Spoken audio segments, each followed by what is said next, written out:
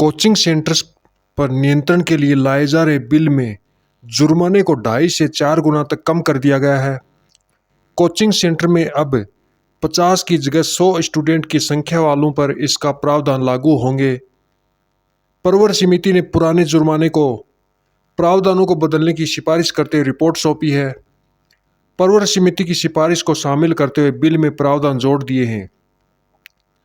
Rajasthan coaching institute control and regulation bill 2025 को monsoon सत्र में 3 सितंबर को पारित करने की तैयारी है। कोई कोचिंग सेंटर नियमों का उल्लंघन करता है तो पहली बार में जुर्माना 2 लाख से घटाकर 50,000 किया गया है।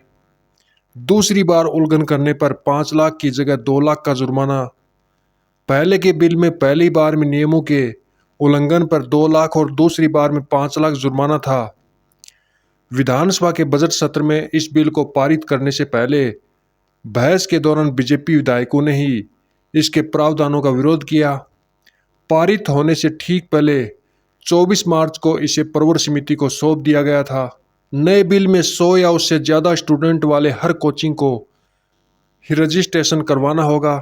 100 से कम स्टूडेंट की संख्या वाले कोचिंग सेंटर को रजिस्ट्रेशन से लेकर इस बिल के प्रावधानों से मुक्त रखा गया है। जुर्माना घटाने और स्टूडेंट की संख्या बढ़ाने के अलावा पुराने बिल के प्रावधानों को बरकरार रखा है। कोचिंग स्टूडेंट की आत्महत्याएं रोकने और कोचिंग पर नियंत्रण के लिए नए सिरे से बिल लाया गया है। बिल के प्रावधानों के अनुसार कोचिंग सेंटर मनमानी फीस नहीं वसूल सकेंगे। एक साथ पूरी फीस की जगह स्टूडेंट 4 किस्तों में फीस जमा कर सकेंगे। कोई स्टूडेंट बीच में कोचिंग छोड़ता तो उसे कोचिंग सेंटर को 10 दिन में फीस लौटानी होगी।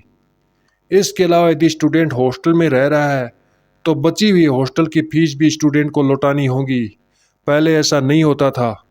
अगर कोचिंग सेंटर बच्चों पर दबाव बनाते हैं, मनमानी फीस वसूल करते हैं, बिल के प्रावधानों का उल्लंघन करते हैं तो रजिस्ट्रेशन रद्द भी हो सकता है।